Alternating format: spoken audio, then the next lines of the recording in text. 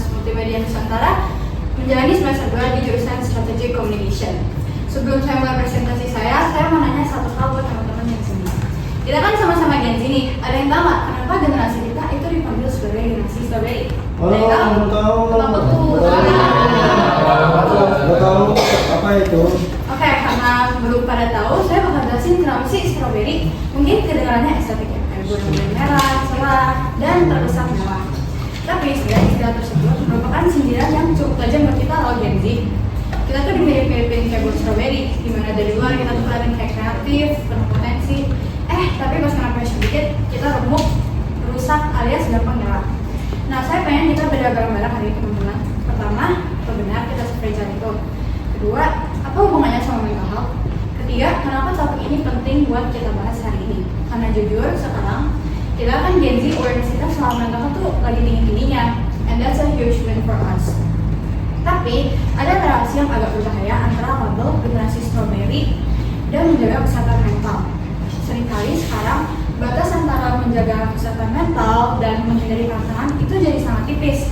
Buktinya banyak dari kita yang sekarang gampang banget ngelabelin diri kita sendiri. Aduh, I'm burning out atau I need healing. Relate gak kalian? Ya, bukti juga dari story-story Gen Z ya, itu isinya semuanya gitu semua tuh.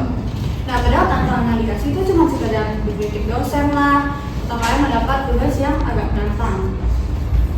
Nah, disinilah kesehatan mental masuk ke dalam jebakan strawberry. Kalau kita sering pakai alasan menjaga kesehatan mental untuk menghindari tanggung jawab, bukannya makin sehat, kita makin nggak punya resilience atau balancing. Kita tuh gampang penyok karena kita nggak pernah siapin otak kita gitu buat nerima pressure gitu.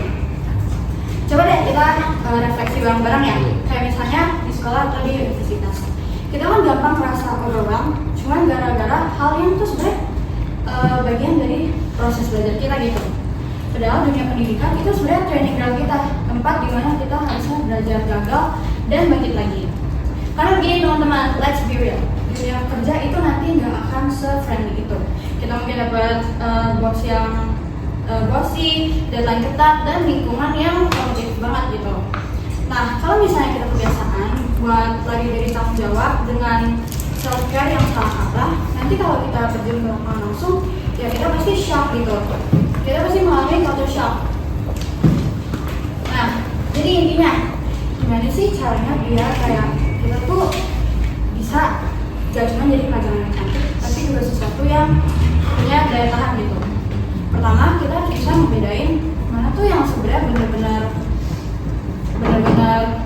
kayak mental health yang butuh bantuan profesional, dan mana tuh yang sebenarnya cuma rasa malas atau rasa takut kita yang kita bungkus tapi pakai istilah menjaga kesehatan mental. Karena gini, kita pasti butuh yang namanya mental toughness. Dan mental health itu bukan berarti kita hidup tanpa tekanan, tapi gimana cara kita bisa tetap berdiri meskipun kita di bawah tekanan gitu. Kita boleh ngerasa capek, kita boleh ngerasa lelah gitu, tapi jangan pernah hal itu bikin kita stop aja intinya gitu. Nah, aku nggak bilang self-care itu sesuatu yang gak wajib, itu sesuatu yang wajib, tapi self-discipline itu juga menjadi kunci biar kita tuh maju terus gitu, biar kita improve terus. Nah, mungkin itu aja yang aku pengen sampaikan hari ini, kira-kira. Jadi aku pengen ajak kalian kayak, ayo kita buktiin kalau Gen Z itu bukan cuma generasi yang menjaga teori, tapi generasi yang punya daya juang yang tinggi gitu. Kayak kita tuh boleh peduli sama mental health, tapi jangan sampai itu tuh jadi hal yang aku. Anyways, thank you buat yang udah dengerin dari tadi. Semoga kalian dapat intisari lah dari pesan yang aku sampaikan. Pada ngerti nggak? Ya, dan kita aja.